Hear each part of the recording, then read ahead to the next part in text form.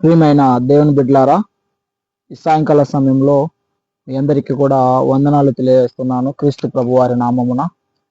ఈరోజు మనము ఒక అంశాన్ని నేర్చుకుందాము. నిన్నటి దినమున మనము విశ్వాసం అనేది వినడం ద్వారా కలుగుతుంది అనే అంశాన్ని మనము క్లుప్తంగాను కొద్దిగా నేర్చుకున్నాము. అయితే ఈ రాత్రికాల సమయంలో కొత్త అంశాన్ని అనగా మరొక అంశాన్ని మనము నేర్చుకుందాము. ఆ అంశము ఏమిటి అని అంటే, మనము ఓపెన్గా దాని గురించి మాట్లాడుకుంటున్నప్పుడు దేవుడు ఆయన మాటను వినాలి అని కోరుకుంటూ ఉన్నాడు. దాన్ని మనం ఇంగ్లీష్లో ఇలాగ చదువుకోవచ్చు, God wants all men to hear his call. అంటే ఆయన యొక్క పిలుపును అందరూ కూడా వినాలి అని దేవుడు కోరుకుంటూ ఉన్నాడు. అయితే మనం ఈ విషయమై ఈ వాక్యాన్ని బోధించుకునే ముందుగా ప్రార్థన చేసుకొని ముందుకు వెళ్దాము. ప్రార్థించుకుందాము. సకల ఆశీర్వాదములకు కారణభూతుడు అయిన మా నీతి గల ప్రియ పరలోకపు తండ్రి, విజ్ఞానమైన శ్రేష్టమైన మహోన్నతమైన నామమునకు రాత్రికాల సమయమున కృతజ్ఞతాస్తుతులు చెల్లించుకొంచున్నాము. మా తండ్రి, మిమ్మల్ని స్మరించుటకు, మీ వాక్యాన్ని చదువుకొనుటకు మాకు ఇచ్చినటువంటి అనుకూలమైన వాతావరణాన్ని బట్టి స్తోత్రములు. ఇటు రీతిగా మేము వాక్యాన్ని నేర్చుకుని పోతుండగా మా తండ్రి, దేవుని వాక్యం అనగా సజీవమైనటువంటిది వాక్యం మా తండ్రి, ఎంతో బలమైన వాక్యం తండ్రి. ఆ బలమైన వాక్యాన్ని నిర్లక్ష్యం చేయకోకుండా సంతోషంగా దాన్ని ఆత్మీయ ఆహారం లాగా మేము భుజించుతూ మా ఆత్మలకు కావలసిన శక్తిని, బలాన్ని పొందుకునే భాగ్యాన్ని దయచేయాలని కోరుచున్నాము. ఈ వాక్యాన్ని బోధిస్తున్నటువంటి నాకును కావలసినటువంటి ధైర్యాన్ని ఇవ్వండి. మరి నేర్చుకుని బోధించడానికి కావాల్సిన యోగ్యతను కూడా మాకు దయచేయగలని, వినడానికి సిద్ధపడిన మీ బిడ్డలు కూడా ఆ వీడియో ద్వారాను ఆ లైవ్ ద్వారాను వారు విని ఆత్మీయ మేలులను పొందుకుంటూ మీ కృపలో వర్ధిల్లుటకు సహాయం దయచేయగలని బ్రతిమలాడుకుంటూ చుట్టూ ఉన్నటువంటి అన్ని సమస్యలను మీ ఆధీనంలో ఉంచుకొని సంతోషంగా ఈ వీడియోని నడిపించుకోగలని బ్రతిమలాడుకోవచ్చు. మా ప్రభు యేసుక్రీస్తు వారి పేరిట ఈ విన్నపములన్నీ కూడా అడుగుచున్నాము మా తండ్రి, ఆమేన్. ఈరోజు మనం నేర్చుకుంటున్నాం ప్రియులారా, దేవుడు ఆయన యొక్క పిలుపును అందరూ కూడా వినాలి అని పిలుస్తూ ఉన్నాడు. చూడండి, దేవుడు మానవులను అందరినీ కూడా పిలుస్తూ ఉన్నాడు. ఆయన పిలుపునకు అందరూ కూడా వేగిరపడి రావాలి అని ఆయన కోరుకుంటూ ఉన్నాడు. అయితే ఆయన పిలుపు ఏమై ఉన్నదో, ఎలాంటి వారిని ఆయన పిలుస్తూ ఉన్నాడో, ఆ విషయమై మనం ఎలా వేగిరపడాలనో కొన్ని విషయాలు వాక్యం ద్వారా పరిశీలన చేసి నేర్చుకుందాము. ఒకసారి గమనించినట్లయితే నిజంగా యేసుక్రీస్తు ప్రభువారు ఏ విధంగా పిలుస్తూ ఉన్నాడో గమనించుదాం. ఇప్పుడు తండ్రైనటువంటి దేవుడు తన కుమారుడైన క్రీస్తు ప్రభువారి ద్వారా మానవాళిని అనేక మార్లు అనేక పర్యాయములుగా పిలిచాడు. అయితే ఆయన పిలుపులకు యోగ్యులుగా ఎవరున్నారు, ఎలాంటి వారిని ఆయన పిలుస్తూ ఉన్నాడు అనేది గమనించాలి మనము. అయితే మొదటిగా ఒక వచనాన్ని మనం చదువుకుంటున్నప్పుడు మత్తయి సువార్త 9వ అధ్యాయము 13వ వచనాన్ని మనము విశదంగా చదువుకున్నప్పుడు ఆ మాట ఇలా చెప్తున్నది. అక్కడ ఏమని చెప్తున్నదంటే, అయితే నేను పాపులను పిలవచ్చి తిని గాని నీతిమంతులను నేను పిలవరాలేదు అని సెలవిస్తూ ఉన్నాడు మన యేసుక్రీస్తు ప్రభువు. ఏమని పిలుస్తున్నాడంటే అక్కడ, నేను పాపులను పిలవచ్చి తిని గాని నీతిమంతులను నేను పిలవరాలేదు. అంటే దేవుని యొక్క ఉద్దేశంలో ఆయనకు ఎలాంటి వారు కావాలి అని కోరుకుంటున్నాడు అనే దాన్ని మనము అబ్జర్వ్ చేయాలి ప్రియులారా. దేవునికి ఎలాంటి వారంటే ఇష్టమో, అనగా ఎలాంటి వారి మీద ఆయనకు ఆశ ఉన్నది, ఎలాంటి వారి మీద ఆయనకు ఒక ప్రేమ ఉన్నది, ఇంట్రెస్ట్, అంటే అలాంటి వారినే చేర్చుకోవాలి అనేటువంటి ఒక ఆలోచన ఉన్నది అనేది మనం గమనించాలి. దేవునికి ఎలాంటి వారి మీద తన పిలుపును ఇస్తూ ఉన్నాడు అని అంటే, పాపులను పిలవడానికి వచ్చాను అని చెప్పి మనకు బహిరంగంగా చెప్తున్నాడు. అంటే గమనించండి, మరి పాపులను ఎందుకు పిలవాలి దేవుడు? నిజానికి వాళ్ళు పాపులు కదా, వాళ్ళు దేవుని యొక్క ప్రేమను పొందుకోవడానికి అర్హులు కారు కదా. మరి అలాంటి వారిని దేవుడు ఎందుకు పిలిచాలి అన్నప్పుడు, నిజానికి పాపుల యొక్క పరిస్థితిని మనం గమనించుకుంటూ ఉంటే, పాపులు అనేటువంటి వాళ్ళు అనగా దేవుని దగ్గర నుండి దూరం అయిపోయినటువంటి వారే. గమనించండి, ఆయన ఎవరిని పిలిచాలి అంటే ఎవరిని పిలవచ్చాడు, ఎవరిని పిలుస్తూ ఉన్నాడు అన్నప్పుడు పాపులను నేను పిలవడానికి వచ్చాను. ఎందుకు? చూడండి, ఎవరైనా ఆయనకు ఒక వ్యక్తికి దగ్గరగా ఉన్నప్పుడు ఆ దగ్గరగా ఉన్న వారిని స్పెషల్ గా పిలవాల్సినటువంటి అవసరం ఉంటుందా? ప్రియులారా గమనించండి. అంటే ఒక వ్యక్తి మనకు దగ్గరగా ఉన్నాడు, పక్కనే ఉన్నాడు, మనతోనే ఉన్నాడు అన్నప్పుడు వాళ్ళను ప్రత్యేకంగా ఆహ్వానం పంపి రా, నువ్వు రావాలి అని పిలవాల్సినటువంటి అవసరం ఉండదు. ఎలాంటి వారిని మనము పిలుస్తామంటే మనకు దూరంగా ఉన్నటువంటి వారిని, మన పిలుపు అందలేని వారిని ఇదిగో రా అని కేకేసి మనం పిలుస్తూ ఉంటాము ప్రియులారా.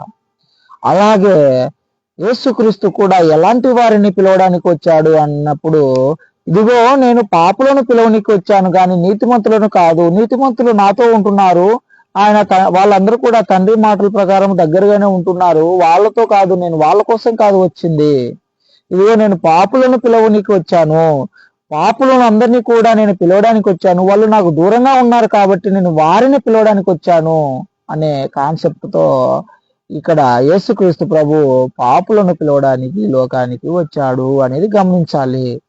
అయితే ఈనాడు ఆ పిలుపునకు కరెక్ట్ గా ఉన్నవారు, అంటే ఆ పిలుపునకు యోగ్యులుగా ఉన్నవారు అంటగా ఇప్పుడు పాపులను పిలవడానికి వచ్చాడు కదా, మరి పాపులను పిలవడానికి వచ్చినప్పుడు ఆ పిలుపు నీకు కూడా వర్తిస్తుందా అని మనం ఆలోచన చేసినప్పుడు ఎవరు లేరండి పాపులుగా.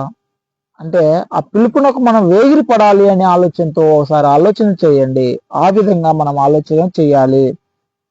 చూడండి, క్రీస్తు పాపులను ఏదానికి పిలుస్తూ ఉన్నాడు అని అన్నప్పుడు మారు మనసు పొందుటకు పిలుస్తూ ఉన్నాడు.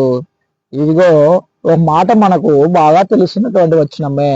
అది ఏంటి అంటే ఇదిగో 99 గొర్రెలు విడిచిపెట్టి 99 గొర్రెలను విడిచిపెట్టి ఆయన తప్పిపోయిన ఒక్క గొర్రె కోసము ఆయన కొండలలోను, అడవిలోను, కంపలో, మొండ్ల పొదలలో ఎత్తుకులాడుకుంటూ వెళ్ళేటువంటి ఆలోచన మనకు లేఖనాల్లో చూడొచ్చు.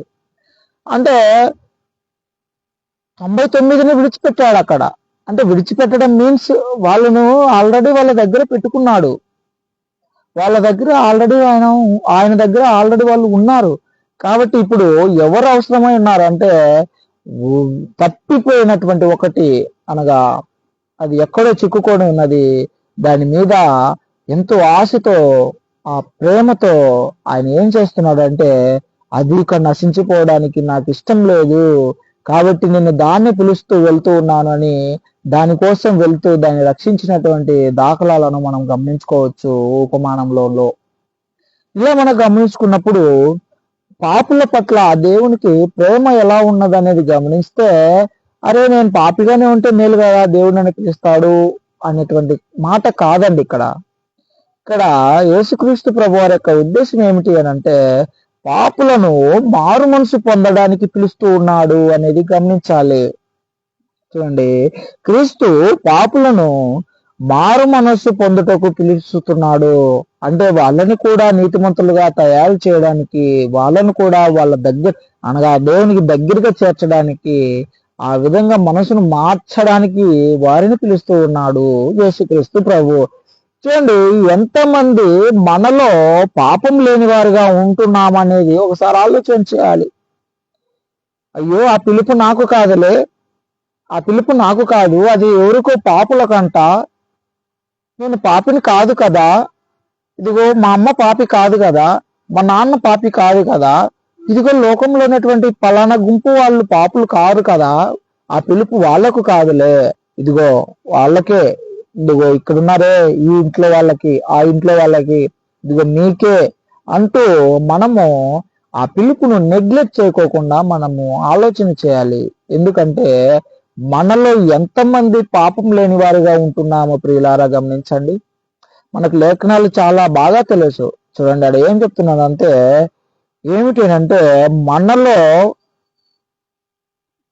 చూడండి గమనించండి, మనందరికీ మన గురించి బాగా తెలుసు. ఎవరు పాపం లేని వారుగా ఉంటున్నారు అని గమనించుకున్నప్పుడు మన గురించి ఆలోచన చేద్దాం. ఆ పిలుపు నాకేనా? ఆ పిలుపు నన్నే పిలుస్తున్నారా? ఆ పిలుపుకు నేను యోగ్యునేనా? నన్ను దేవుడు పిలుస్తూ ఉన్నాడా అని గమనించుకుంటే మనందరికీ మన గురించి బాగా తెలిసినంతగా ఇంకొకరికి తెలియదు కదా. మన గురించి బాగా తెలుసు. ఏదో ఒక సమయంలో మనము పాపము చేసిన వారమై ఉంటున్నామని గమనించుకోవాలి. అంటే ఎస్, మనం కూడా ఒకానొక సమయంలో పాపము చేసినటువంటి వారిగా ఉంటూ ఉన్నాము. దేవునికి దూరం అయిపోయిన వారిగా మనం ఉంటూ ఉన్నాము. చూడండి, ఈ లోకంలో నీతిమంతులు లేరు, ఎవరూ లేరు అనే మాట మనం చూసినప్పుడు ఏ భేదమును లేదు, అందరూ పాపము చేశారు. దేవుడు అనుగ్రహిస్తున్నటువంటి ఆ మహిమను అనగా ఆయన ఇవ్వబోతున్నటువంటి అది గొప్ప వాస్తవమైనటువంటి ఒక బహుమానాన్ని, ఆ మహిమను మనము పొందుకోలేని వారిగా మనం ఉంటున్నాము. బికాజ్ ఆఫ్ సిన్, మనం చేస్తున్నటువంటి ఆ పాపం వలన మనము దానిని పొందుకోలేని పరిస్థితిలో ఉంటున్నప్పుడు దేవుడు మనలను పిలుస్తూ ఉన్నాడు. ఆ పిలుపునకు మనము అందరం కూడా యోగ్యులు, అంటే ఆ పిలుపు మనకే అని మనము అర్థం చేసుకొని మనలను మనమే తగ్గించుకొని ముందుకు వెళ్ళాల్సినటువంటి అవసరం ఎంతైనా ఉంది. ఇక్కడ చూడండి, రోమిలకు రాసిన పత్రిక 7వ అధ్యాయం 7వ వచనాన్ని మనం చదివినప్పుడు, మొదటి పాపము చేసినప్పుడు మనం ఆత్మీయంగా మరణించిన వారమై ఉంటున్నాము. దేవుడు మనలను ఏం చేస్తాడంటే విడిచిపెట్టినటువంటి పరిస్థితిలో మనం ఉంటున్నాం. మనము తెలుసో తెలియకో రోమిలకు రాసిన పత్రిక చదువుకుంటే, రోమిలకు రాసిన పత్రిక 7వ అధ్యాయము, రోమా 7వ అధ్యాయము 7వ వచనాన్ని మనము చాలా జాగ్రత్తగా చదువుతున్నప్పుడు, రోమిలకు రాసిన పత్రిక 7వ అధ్యాయము 7వ వచనం చూస్తే, కాబట్టి ఏమందుము, ధర్మశాస్త్రం పాపమాయన అట్లున్నరాదు, ధర్మశాస్త్రం వల్లనే నాకు పాపం అనగా ఎట్టిదో తెలియకపోవును. ధర్మశాస్త్రం వలననే గాని పాపం అనగా ఎట్టిదో నాకు తెలియకపోవును. ఆశింపవద్దని ధర్మశాస్త్రం చెప్పని ఎడల దురాశ ఎత్తుదో నాకు తెలియకపోవును. చూడండి ఏం చెప్తున్నారో, ధర్మశాస్త్రం మనకేమని చెప్తున్నది అని అంటే, ఇదిగో ఆశింపవద్దు అని చెప్తూ ఉన్నది. అయితే అంతవరకు దురాశ అనేది కూడా పాపమా అనేది మనకు తెలియదు. ఎప్పుడైతే నువ్వు బైబిల్ని చదువుతూ ఉన్నావో, దేవుని యొక్క గ్రంథాన్ని, ఆయన శాసనాలను మనం ఎప్పుడైతే చదువుతూ ఉంటున్నామో, అప్పుడే అది పాపము, అది పాపం కాదు అనేటువంటి ఒక జ్ఞానాన్ని మనకు లభిస్తూ ఉన్నది. ఇదిగో ఇక్కడ పౌలు గారు ఏమని చెప్తున్నారంటే, ఆశింపవద్దు అని ధర్మశాస్త్రం చెప్తున్నది, కానీ అప్పటి వరకు నేను ఆశించుతూ ఉన్నప్పటికీ కూడా అది పాపం అని నాకు అనిపించలేదు. అంటే ఆశింపవద్దు అని ఎప్పుడు తెలిసిందంటే, గ్రంథము చదువుతున్నప్పుడు, ఆ గ్రంథాన్ని వివరంగా ఆలోచన చేసినప్పుడు ఆశింపడం అనేది కూడా పాపమే అని ఆయనకు అర్థమైంది అక్కడ. అలా మనం ఆలోచన చేసుకుంటూ వెళ్తే, పాపము ఆజ్ఞను హేతువు చేసుకొని సకల విధములైన దురాశలను నా యందు పుట్టించను. ధర్మశాస్త్రము లేనప్పుడు పాపము మృతమే. ఒకప్పుడు నేను ధర్మశాస్త్రం లేకుండా జీవించుచుంటుని గాని ఆజ్ఞ వచ్చినప్పుడు పాపము నాకు మరల జీవం వచ్చను. ఇక్కడ ఏం చెప్తున్నాడంటే పౌలు గారు, ఆజ్ఞ అనేది ఉన్నప్పుడే పాపమునకు ఒక పట్టు అనేది ఉంటూ ఉన్నది. అంటే ఆజ్ఞలు మనకు తెలియాలి. అలా ఆజ్ఞలను మనం తెలుసుకుంటున్నప్పుడు ఇది పాపము అనేది నాకు అర్థమవుతుంది అనేది పౌలు గారి మాట. అంటే లేఖనాలన్నిటిని కూడా మనం చదువుతూ ఉన్నప్పుడు, లేఖనాలన్నిటిని కూడా పరిశోధన చేస్తున్నప్పుడు మనకు పాపము అంటే ఏంటో మనకు తెలుస్తూ ఉంది ప్రియులారా. అందుకే ప్రతి దినం కూడా లేఖనాలను చదవాలి అనేది మనకు తెలుసుకోవాలి. ఆజ్ఞలను అంగీకరించి ఆజ్ఞలను అన్నిటిని కూడా మనము పరిశోధన చేయాల్సినటువంటి వాళ్ళగా మనం ఉంటున్నాం అనేది గమనించాలి. అలా మనం ఆలోచన చేసుకుంటూ ఉంటే మనము ఇకపై దేవునితో జీవం కలిగిన వారంగా లేము అనేది కూడా గమనించాలి. ఎప్పుడైతే మనకు ఆజ్ఞ తెలిసి ఉన్నదో, ఆజ్ఞ ఏం చేసిందంటే పాపము అనేది తెలియపరుస్తూ ఉన్నది.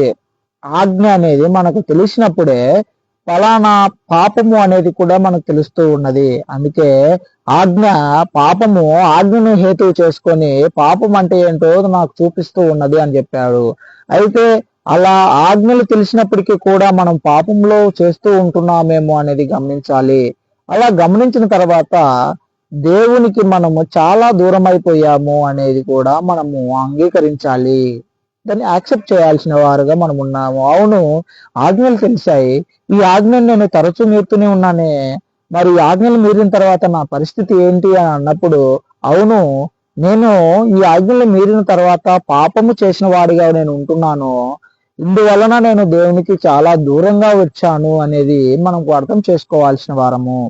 దాన్ని మనం అంగీకరించాల్సినటువంటి వారుగా ఉంటున్నాము.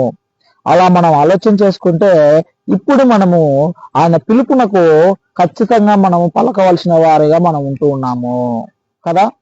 పాపము అంటే ఏంటో మనకు అర్థమవుతున్నప్పుడు ఆ పాపము మనం కూడా చేశాము, ఈనాడు దేవుడు వారిని పిలుస్తూ ఉన్నాడు అనేది గమనించాలి. చూడండి, అందుకే క్రీస్తు ప్రభు వారు ఏం చేస్తున్నారంటే ఒక కండిషన్ తో మనల్ని పిలుస్తూ ఉన్నాడు. ఏమని పిలుస్తూ ఉన్నాడు అని అంటే, మీరందరూ కూడా పాపములను వదిలిపెట్టి నా దగ్గరికి రండి అంటూ ఆయన మనలకు జీవనం ఇవ్వడానికి పిలుస్తూ ఉన్నాడు. ఒక జీవాన్ని అంటే ఆయన అనుగ్రహిస్తున్నటువంటి ఒక మహిమ, ఒక గిఫ్ట్ మనకి ఏదైతే ఉన్నదో దానిని మనకి ఇవ్వడానికి దేవుడు మనల్ని ఇష్టపడుతూ పిలుస్తూ ఉన్నాడు. దేవుడు అతనితో అనగా యేసుక్రీస్తుతో చనిపోయి దూరంగా మనం ఉంచడానికి ఇష్టపడడం లేదనేది కూడా గమనించండి. ఆజ్ఞలను తెలుసుకున్న తర్వాత పాపము చేసిన వారుగా ఉంటున్నాము. పాపం వలన వచ్చే మరణాన్ని మనము కొని తెచ్చుకున్నాము. ఇలా మరణించినటువంటి మనము ఎప్పటికీ ఆయనతో మరణించిన వారిగా అనగా దూరంగా ఉండాలి అని దేవుడు ఇష్టపడడం లేదు. అందుకే తన ప్రియ కుమారుడైనటువంటి క్రీస్తు ప్రభు వారిని ఈ లోకానికి పంపించి ఆయన ద్వారా మనల్ని అందరినీ కూడా మళ్ళీ పిలుస్తూ ఉన్నాడు. అందుకే ఏమని చెప్తూ ఉన్నాడంటే, ఇదిగో నేను నీతిమంతులను కాదు పిలవడానికి వచ్చింది, పాపులనే పిలవడానికి వచ్చాను. ఒక కండిషన్ తో మళ్ళీ పిలుస్తూ ఉన్నాడు ఆయన. నేను నిత్య జీవం ఇస్తాను మీ అందరికీ కూడా, మీరు మరణించిన వారిగా ఉంటున్నారు, ఇప్పుడు అలా ఉండకూడదు, జీవాన్ని పొందుకోండి, మీరు మళ్ళీ బ్రతకండి, నూతనంగా జన్మించి నా దగ్గరికి రండి, మీకు జీవాన్ని పరలోకాన్ని మీకు ఇస్తాను అంటూ ఒక మంచి ప్రేమతో మనందరినీ కూడా క్రీస్తు ప్రభు వారి ద్వారా పిలుస్తూ ఉన్నాడు దేవుడు. అంటే చనిపోయి ఆయన కుమారునికి మనం దూరం అయిపోయిన ఎడల ఇక మీదట మనము నరకంలో పడివేయగలము. కాబట్టి అలా నశించిపోకుండా నిమిత్తము తన ప్రియ కుమారుడి ద్వారా ఈ లోకంలో ఉన్న పాపములందరినీ కూడా పిలుస్తూ ఉన్నాడు దేవుడు.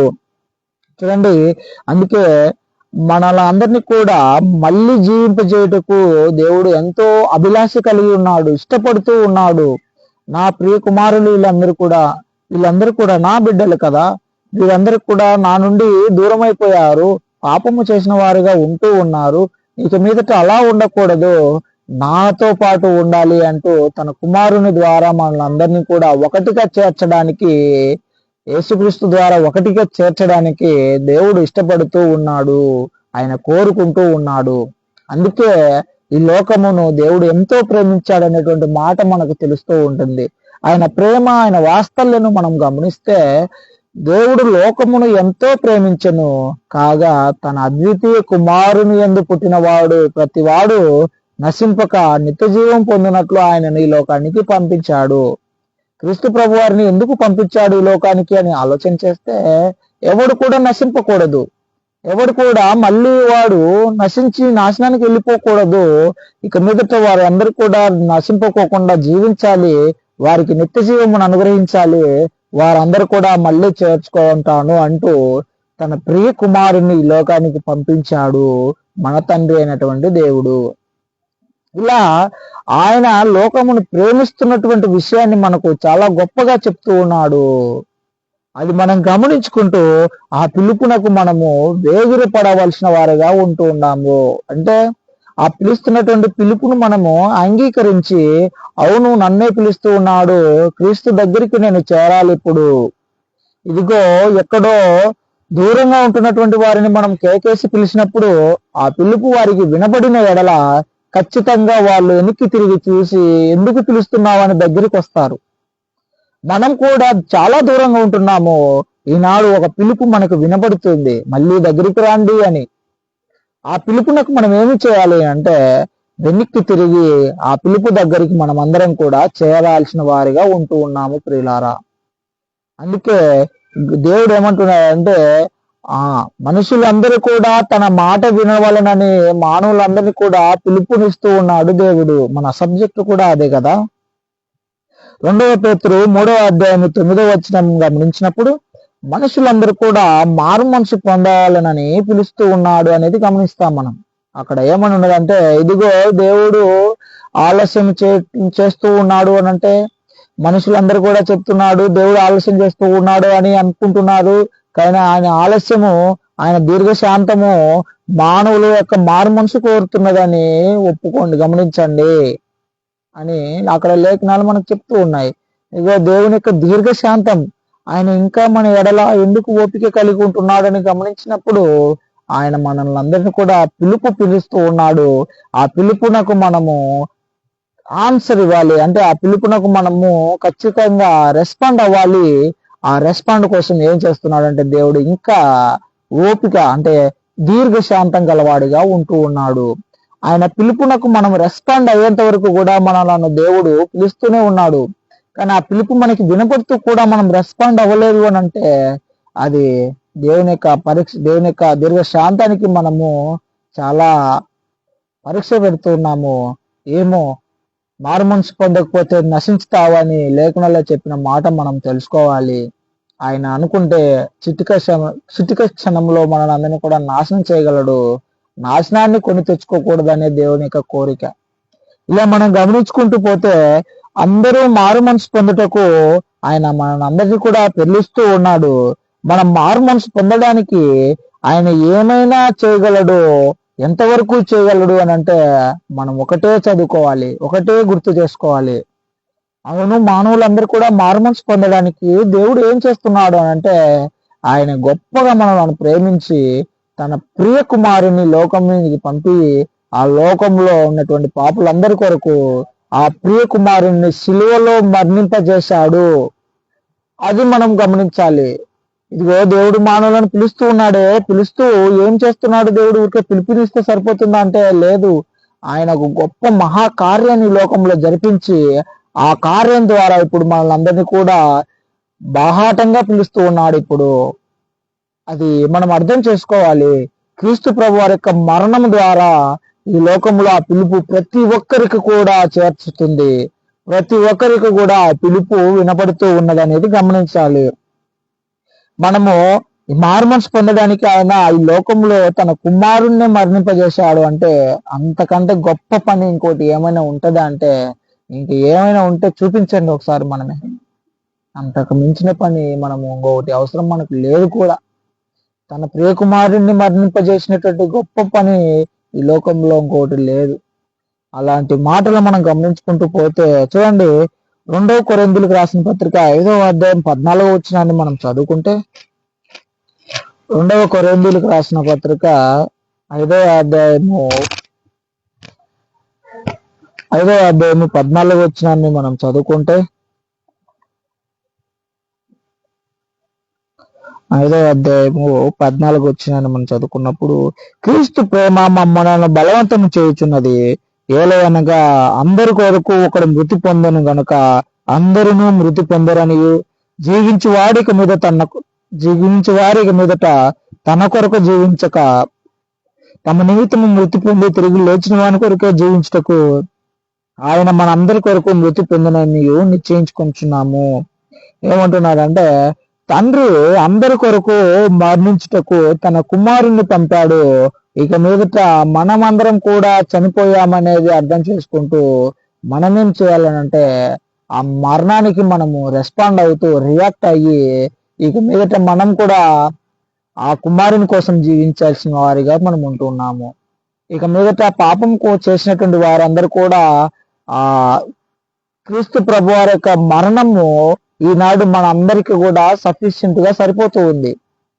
ఇక మీదట మనం వెళ్ళి మనం బలిగా అర్పించుకొని మనల్ని మనమే చనిపోవాల్సినటువంటి అవసరం అక్కడ కనిపించడం లేదు. కానీ ఇక మీదట జీవించేటువంటి వారందరూ కూడా చనిపోయినటువంటి, ఈ ఆత్మీయంగా చనిపోయినటువంటి మనమందరం కూడా క్రీస్తు ప్రభు వారి కొరకు తిరిగి మళ్ళీ జీవించాలి.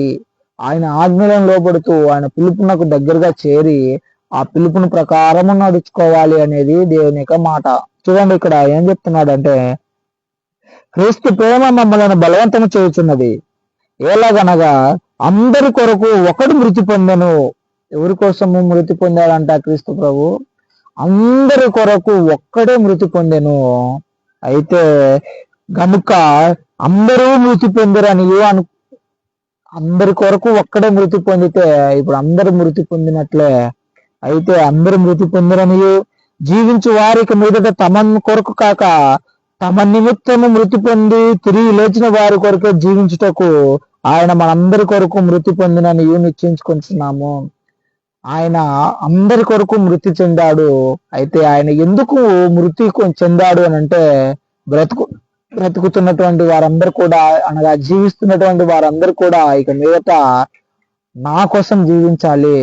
వాళ్ళ పాపములో నుండి నేను వారిని కొనుక్కుంటున్నాను, వారందరినీ కూడా వారి పాపంలో నుండి కడిగి వేస్తూ ఉన్నాను, వారిని నా వారిగా చేర్చుకుంటున్నాను, వారు నా వారిగా ఉంటూ నా కోసం ఇక మీదట జీవించాలి, ఇక వారు నశించిపోవడం నాకు ఇష్టం లేదంటూ తన ప్రియకుమారుని లోకంలోకి పంపించి ఆయన ద్వారా మనకు రక్షణను అనుగ్రహించి మనము పాపంలో నుండి రక్షింపబడి నూతనమైన జీవాన్ని పొందుకొని ఆయనతో పాటు నడుచుకోవాలి అని దేవుడు ఈనాడు మనకు ఆజ్ఞాపిస్తూ ఉన్నాడు. మనం ఎలా ఉండాలి అంటే ఇప్పుడు మనం ఆయన కోసం జీవించాలి, ఆయన కోసం మనం ఆరాటపడాలి, ఆయన పిలుపునకు దగ్గరకు వెళ్ళి ఆయన పిలుపు ప్రకారము నడుచుకోవాలి, ఆయన మాట ప్రకారం నడుచుకోవాలి, ఆయన మాటలు వినాలని దేవుడు కోరుకుంటూ ఉన్నాడు అనేది గమనించాలి. ఇలా మనం గమనించుకుంటూ వెళ్తే చూడండి, అందరూ పిలువబడ్డారు. అయితే వాళ్ళందరూ కూడా ఎందుకు పిలువబడుతున్నారు అని అంటే పాపులుగా ఉంటున్నటువంటి వారందరూ కూడా పిలువబడుతున్నారు. వారందరూ కూడా ఎందుకు పిలువబడుతున్నారు అని అంటే మారు మనసు పొందాలని పిలువబడుతూ ఉన్నారు. దేవుని యొక్క మాటలను, ఆ మాటలు మనకు వినబడుతూ ఆయన యొక్క పరిస్థితిని మనం అర్థం చేసుకుంటూ ఉన్నప్పటికీ కూడా మనలో మార్పు రాలేదంటే మనము ఇంకా చాలా దేవునికి దగ్గరగా రావాలి, ఆయన మాటలు చాలా వినాలి అనేది మనం తెలుసుకోవాలి, అర్థం చేసుకోవాలి. ఇంకా మనం ఇంకా దగ్గరికి వెళ్ళి ఆయన మాటలు ఇంకా ఏం చెప్తున్నాయని గమనించుకుంటే ఫైనల్ గా మనకు మారు మనసు, అంటే పాపము తర్వాత మనకు మారు మనసు పొందాలి అనేది మనకు అర్థమవుతూ ఉంటది. దేవుని యొక్క కోరిక చూడండి, ఏ వ్యక్తి కూడా నశించిపోవాలి అని దేవుడు కోరుకోవడం లేదు అనేది గమనించాలి. మనం దేవుడు అనేటువంటి ఆయన తన కుమారులను, తన బిడ్డలను నశింప చేయడానికి ఇష్టపడడం లేదు అనేది గమనించాలి. హెజ్కేల్ గ్రంథము 18వ అధ్యాయము 23వ వచనాన్ని మనం చదువుకుంటున్నప్పుడు అక్కడ అలాగూ రాసి ఉంటది. ఏమన్నానంటే, దుష్టులు మరణము నొందుట చేత నాకు ఏమాత్రము సంతోషము లేదు, వారు తన దుష్టత్వమును మానివేసి వారు తిరిగి నా వైపున తిరగాలి అనేది, అనగా వారు పశ్చాత్తాపం పొంది నా వైపు తిరగాలి అనేది నాకు సంతోషము అంటూ దేవుడు అక్కడ సెలవిస్తూ ఉంటాడు. అలాగే 32వ వచనంలో కూడా అలాగే ఉంటది. హెజ్కేల్ గ్రంథము 18వ అధ్యాయము 23వ వచనము అలాగే 32వ వచనము ఆ విధంగానే మనకు చెప్తూ ఉంటాయి. దుష్టులు మరణం పొందితే నాకు సంతోషం కాదు, వారు వారి దుష్టత్వాన్ని వదిలిపెట్టి నా వైపునకు తిరిగి పశ్చాత్తాపడితే నాకు సంతోషం అంటూ దేవుడు చాలా వివరంగా మనకు చెప్తూ ఉన్నాడు. ఏంటి అని అంటే ఆయన పిలుపునకు మనం అందరం కూడా వేగిరపడాలి, ఆయన పిలుపునకు మనం రియాక్ట్ అవ్వాలి. ఆయన పిలుపునకు రియాక్ట్ అవ్వడం అంటే ఏంటి అని అంటే మారు మనసు పొందాలి అనేది ఆయన ఒక మాటకు అర్థము. ఆ మాటకు మారు మనసు పొందాలి అనేది అర్థము. ఇంకా మనము మారు మనసు పొందలేని వారిగా ఉంటున్నామేమో గమనించండి. పాపము చేస్తున్నాము, ఆజ్ఞలు తెలుస్తూ ఉన్నాయి, పాపము చేస్తున్నామనేది అర్థమవుతూ ఉంది, పాపం అంటే ఏంటో కూడా తెలుస్తూ ఉంది. అయినా కూడా దేవుని యొక్క పిలుపు మనకు వినబడుతూ ఉన్నా ఆ పిలుపునకు మనము వేగిరి పడట్లేదు అంటే ఇంకా నువ్వు నశించిపోతావు అనేది గమనించాలి. ఇక మీదతోనైనా మనం ఏం చేయాలి అంటే ఆ మారు మనసు పొందడానికి పరుగులు ఎత్తాలి అనేది నేర్చుకుందాము. చూడండి, మార్క్స్ వార్త 16-15 వచనంలో మనకు తెలుసు, సర్వ సృష్టికి ఏమని ప్రకటిస్తూ ఉన్నాడు అని అంటే సర్వ సృష్టికి వెళ్ళి సువార్తను ప్రకటించండి. ఆ సువార్తలో ఏమని ఉంటదంటే నమ్మండి, విశ్వసించండి, బాప్తిసం పొందండి, మారు మనసు పొందండి, బాప్తిసం పొందండి అంటూ అక్కడ మనకు సువార్తల ద్వారా ఆయన ప్రకటిస్తూ ఉన్నాడు లోకానికి. ఆయన పిలుపు ద్వారా మనం అందరం కూడా ఆ మాటలను మనం వింటూ ఉన్నాము. అక్కడ ఇలాగ రాయబడి ఉంటది, ఇదిగో సర్వలోకమునకు వెళ్ళి సర్వ సృష్టికి సువార్తను ప్రకటించండి, నమ్మి బాప్తిసం పొందిన వాడు రక్షింపబడును, నమ్మని వానికి శిక్ష విధింపబడును అనే మాట మనము లేఖనంలో తేటగా తెలుసుకోగలం. అంటే ఆయన మాటలు వింటున్నప్పటికీ కూడా మనం నమ్మి విశ్వసించకపోతే, ఆ విశ్వాసం అనంతరం మారుమనసు పొందకోకుండా మనం ఉంటే, ఆ మారుమనసు అనేది మనము ఆ వినడము, విశ్వసించడము, మారుమనసు అనేది మనకు లోపల ఫలింపజేయాలి. మారుమనసునకు మనం ఫలింపజేయాలి. మారుమనసు అనేటువంటి ఒక ఫలాన్ని మనం ఫలించాలి. అలా ఫలించకపోతే ఖచ్చితంగా మనకు నాశనం అనేది మనం గమనిస్తాము. చూడండి, అలాగే మనకు ఏమని చెప్తున్నాడంటే అపొస్తలుల కార్యములు 14వ అధ్యాయం 17వ వచనంలో మనం చదివినప్పుడు, అపొస్తలుల కార్యములు 14వ అధ్యాయము 17వ వచనాన్ని మనం చదువుకుంటున్నప్పుడు అక్కడ ఇలాగ రాయబడి ఉంటది. 14వ అధ్యాయం 17వ వచనంలో చూడండి ఏమని ఉంటదంటే, అక్కడ మనుషులందరూ రక్షింపబడాలని దేవుడు ఎప్పుడు కోరుతూనే ఉన్నాడు. చూడండి, ఆయన ఆకాశం నుండి ఆయన ఆకాశం నుండి మీకు వర్షమును, ఫలవంతులైన రుచువులను దయచేయచ్చు, ఆహారమును అనుగ్రహించు, ఉల్లాసంతో మీ హృదయంలో నింపుచు, మేలు చేయడం చేత తమ గూర్చి సాక్ష్యం లేకుండా చేయలేదని చెప్పిరి. చూడండి, అలాగే మనము 17వ అధ్యాయము 14వ వచనాన్ని మనం చదువుకుంటున్నప్పుడు, 17వ అధ్యాయము 14వ వచనాన్ని చూడండి. అపొస్తలుల కార్యములో మనము చదువుకుంటే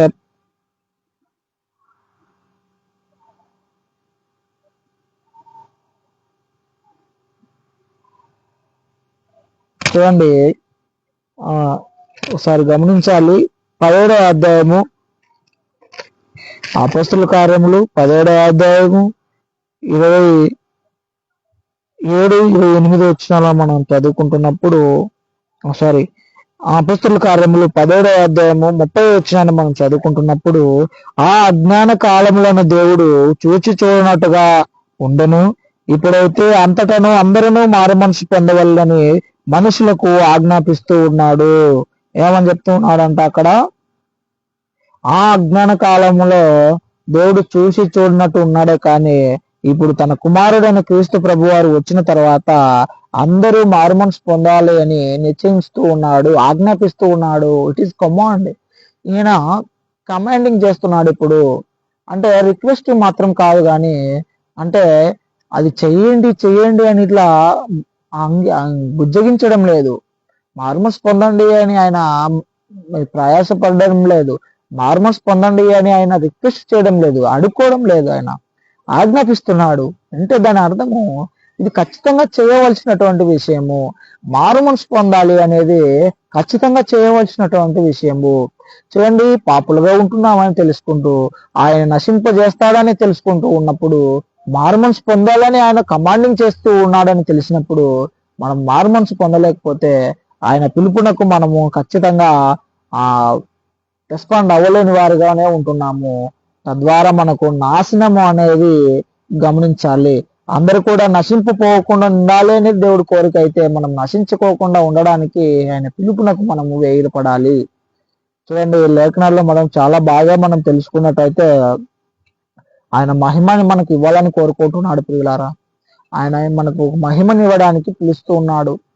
ఆ మహిమకు అడ్డుగా ఏముంటున్నదంటే పాపము అనేది ఒక అడ్డుగా ఉంటున్నది.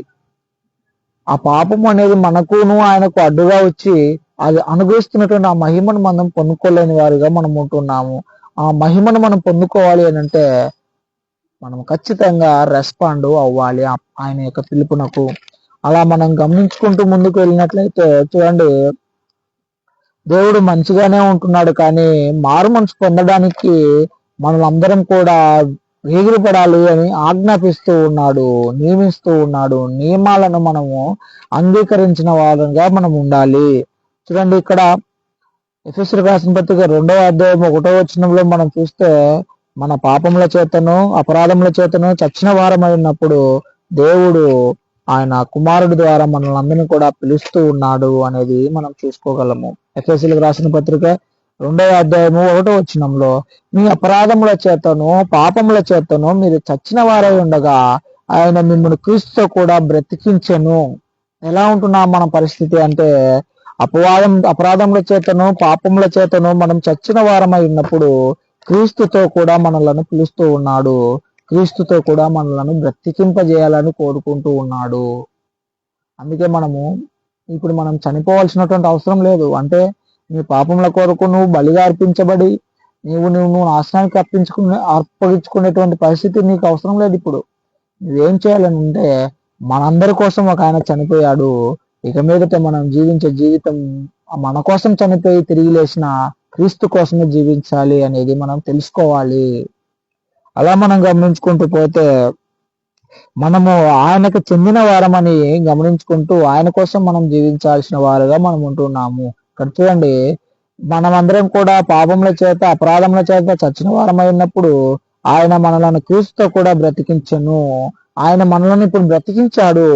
ఇక ఈ బ్రతుకు ఎవరి కోసం బ్రతకాలి అని అంటే మన కోసం చనిపోయిన క్రీస్తు కోసం మనము జీవించాలి. ఆయన యొక్క ఉద్దేశాలను నెరవేర్చడానికి మనం ఇప్పుడు జీవించాల్సిన వారుగా మనం ఉంటున్నాము. చూడండి, అందుకే కొన్ని వచనాలు ఏమైనా ఉన్నాయంటే దైవ చిత్తానుసారమైనటువంటి దుఃఖము మారు మనసుకు నడిపిస్తుంది. దుఃఖం, ఈ మాటలన్నీ విన్న తర్వాత మనం అందరం కూడా దుఃఖపడాల్సినటువంటి పరిస్థితి మనకు ఏర్పడుతుంది. ఖచ్చితంగా దుఃఖపడడం అంటే కొంతమంది వాక్యం వింటున్నప్పుడు ఏడుస్తూ ఉంటారు, కన్నీళ్లు విడుస్తూ ఉంటారు. అయ్యా నేను పాపిని అని రొమ్ములు గుద్దుకుంటూ ఉంటారు. ఇట్లా గుద్దుకుంటూ నేను పాపం చేశానని మోగుతూ ఉంటారు. కానీ అది దైవ చిత్తానుసారంగా ఉంటేనే దాని ఫలము మారు మనసు పండుతుంది అనేది తెలుసుకోవాలి. అవి కొంతమంది కేకలు వేసినంత మాత్రాన అది మారు మనసు కాదు, ఏడ్చినంత మాత్రాన అది మారు మనసు కాదు. నువ్వు చూడండి, నువ్వు దుఃఖపడుతున్నావు కానీ మారు మనసు పొందడం లేదు, బాధపడుతున్నావు కానీ మారు మనసు పొందడం లేదు. ఇదిగో నేను పాపం చేసి దేవుని మహిమను పొందలేకపోతున్నానని తెలుసుకుంటున్నావు కానీ ఆ విధంగా నువ్వు బాధపడుతూ దుఃఖపడుతూ ఉన్నావు కానీ మారు మనసు పొందడం లేదు. నిజమైనటువంటి బాధ, నిజమైనటువంటి దుఃఖము దైవ చిత్తానుసారం అయితే, అది నిజంగా నేను దేవునికి వ్యతిరేకంగా ఉన్నాను అనేటువంటి దైవ చిత్తానుసారంగా నీవు మారు మనసు అంటే దుఃఖపడితే, దైవ చిత్తానుసారంగా అనగా దేవునికి ఇష్ట ప్రకారంగా నీవు దుఃఖము పడితే అది ఎక్కడికి నడిపించాలి అంటే ఖచ్చితంగా మారు మనసుకు నడిపించాలి. ఒకవేళ నీ మారు మనసునకు ఆ దుఃఖము నడిపించకపోతే అది వ్యర్థమైపోతుంది. అది లోక సంబంధమైనటువంటి బాధ మాత్రమే. అక్కడ అదే చెప్తున్నారు చూడండి, దైవ చిత్తానుసారమైన దుఃఖము ఉంటే మనం దేవుని సంబంధమైన మారు మనసు పొందుతాము. నూతనమైన జీవాన్ని పొందుకున్నటకు మనం అందరం కూడా మనం దుఃఖపడాలి. నూతనమైనటువంటి జీవాన్ని మనం పొందుకోవడానికి మనం అందరం కూడా మారు మనసు అంటే దైవ చిత్తానుసారంగా దుఃఖపడి నూతనంగా జీవించడానికి మనం అందరం కూడా మారు మనసు పొంది ఆయన యొద్దకు రావాలి. ఆ మారు మనసు తర్వాత ఏం జరగాలి అనేది ఆ పిలుపులో మనం నేర్చుకుంటాము. చూడండి, ఇక్కడ మనకి ఏం చెప్తున్నదంటే నూతన జీవాన్ని ఇవ్వడానికి దేవుడు మనకు పిలుస్తూ ఉంటే ఆ పిలుపును మనము నెగ్లెక్ట్ చేస్తూ ఉన్నాము. నూతన జీవాన్ని మనకు ఇవ్వడానికి దేవుడు ఇష్టపడుతూ ఉంటే ఆ పిలుపునకు మనము నెగ్లెక్ట్ చేస్తూ ఉన్నాము. అంటే దాన్ని మనము ఎలా ఉంటే పట్టించుకోవడం లేదు. ఆ పిలుపు అందరికీ వినబడుతుంది ఇప్పుడు, అయితే ఆ పిలుపును మనము పట్టించుకోవడం లేదు. చూడండి, దైవ చిత్తానుసారంగా మనం దైవ చిత్తానుసారంగా మనం దుఃఖము పడినట్లయితే ఆ దుఃఖము మారు మనసుకు మనకు నడిపించాలి. దేవుని పిలుపు మీకు వినబడుతూ ఉన్నప్పటికీ కూడా మనము మారలేకపోతూ ఉన్నాము అని అంటే ఆ తర్వాత మనం ఎదుర్కొంటున్నది నాశనము అనేది గమనించాలి. అందుకే మనం ఏం చేయాలి అని అంటే తరచుగా ఆయన యొక్క మాటలను మనము చదువుతూ ఉన్నప్పుడు మనకులో మారు మనసు అనేది, విశ్వాసం అనేది పెరుగుతూ మారు మనసు అనేది ఫలింప చేస్తూ ఉంటది. అలాగా మనము ఎప్పటికప్పుడు మనము దైవ చిత్తానుసారము ఏంటి అనేది గమనించుకుంటూ ముందుకు వెళ్ళవలసిన వారుగా మనం ఉంటూ ఉన్నాము. ఇలా మనం ముందుకు వెళ్తూ దేవుని యొక్క పిలుపును మనము అంగీకరిస్తూ ఆ పిలుపునకు మనము రెస్పాండ్ అవ్వాల్సిన వారుగా మనం ఉంటున్నాము. కాబట్టి ప్రియులారా, దేవుని పిలుపు ఈనాడు నిన్ను పిలుస్తూ ఉన్నది, నన్ను పిలుస్తూ ఉన్నది, మనల్ని అందరినీ కూడా పిలుస్తూ ఉన్నది. కాబట్టి మనం పిలుస్తూ ఉన్నటువంటి ఆ పిలుపునకు వేగిరపడి దూరంగా పోకుండా ఆయన పిలుపునకు మనం వేగిరపడి దగ్గరికి రావాలి. చెవిటి వారం కాము మనము అందరూ కూడా. అనగా ఆ అంగవైకల్యం మనలో లేదు. అంటే దాని అర్థం ఏంటి అని అంటే మనలో ఆ పిలుపునకు కావలసినటువంటి క్వాలిటీస్ అన్నీ ఉన్నాయి. ఆ పిలుపునకు యోగ్యులమే మనము. పాపం చేస్తున్నాం కాబట్టి మనలో మనము పాపము చేయలేని వారము ఎవరము లేము. పాపము అంటే ఏంటో మనకు దేవుని యొక్క మాటలు చదువుకుంటున్నప్పుడు అర్థమవుతూనే ఉంటుంది. ఇదిగో ఒకవేళ దేవుని మాటలు లేవు, నీకు అర్థమే వినపడడమే లేదు అని అంటే, దేవుని మాటలే నీకు తెలియదు, నేను పాపం చేశానని నువ్వు ఎలా కనుక్కుంటావు అని అన్నప్పుడు మన మనసే మనకు ఆ దేవుని యొక్క మాటగా ఆజ్ఞగా మనకు కనబడుతూ ఉన్నది. అందుకే దొంగతనము చేయరాదు అని బైబిల్ చదవాల్సినటువంటి అవసరమే లేదు. అంటే బైబిల్లో మాత్రమే కాదు, దొంగతనము చాలా పాపము అనేది లోకంలో కూడా, అనగా నీ హృదయము కూడా నీకు హెచ్చరిక చేస్తూనే ఉంటుంది. అలాగూ పాపము అనేది ఏంటో మనకు మన హృదయం ఎప్పటికప్పుడు మనకు హెచ్చరికలు ఇస్తూనే ఉంటుంది. అలా మనము బైబిల్ని కూడా బేస్ చేసుకుంటున్నప్పుడు అవును, ఖచ్చితంగా నేను మరణించిన వాడిగా ఉంటున్నాను అనేది మనకు అర్థమవుతూనే ఉన్నది. కాబట్టి అలా దేవునికి దూరమై మరణించినటువంటి మనల్ని అందరినీ కూడా నూతనమైన జీవాన్ని ఇవ్వడానికి దేవుడు తన ప్రియకుమారుని పంపి మనల్ని అందరినీ కూడా పిలుస్తూ ఉన్నాడు, రండి అని. కాబట్టి మనమందరం కూడా ఆయన యొద్దకు వచ్చి ఆ పిలుపునకు వేగిరపడి, ఆ పిలుపునకు అంగీకారంగా, ఆ పిలుపునకు తగిన విధంగా మనం నడుచుకుంటూ ఆ పిలుపునకు లోబడి జీవించలాగా మనం ఉందామని ఈ వాక్యం ద్వారా మనం ముందుకు వెళ్తూ ఉన్నాము. మీ దేవుని యొక్క చిత్తమైతే, మీకు ఇష్టమైతే రేపటి దినమున ఇదే అంశమును ఇంకా కొంచెం మనం పెంచుకుంటూ ఇంకా వివరంగా మనం తెలుసుకోవాల్సిన అవసరం ఉంది కనుక ఇంకా వివరంగా తెలుసుకుందామని ఈ కొద్ది వాక్యం ద్వారా మిమ్మల్ని ఈ వాక్యం ద్వారా హెచ్చరికలు చేస్తూ నన్ను నేను హెచ్చరికలు చేసుకుంటూ ఉన్నాను. అందరికి కూడా వందనాలు తెలియజేస్తూ ముగిస్తూ ఉన్నాను. అందరికి కూడా వందనాలు అండి.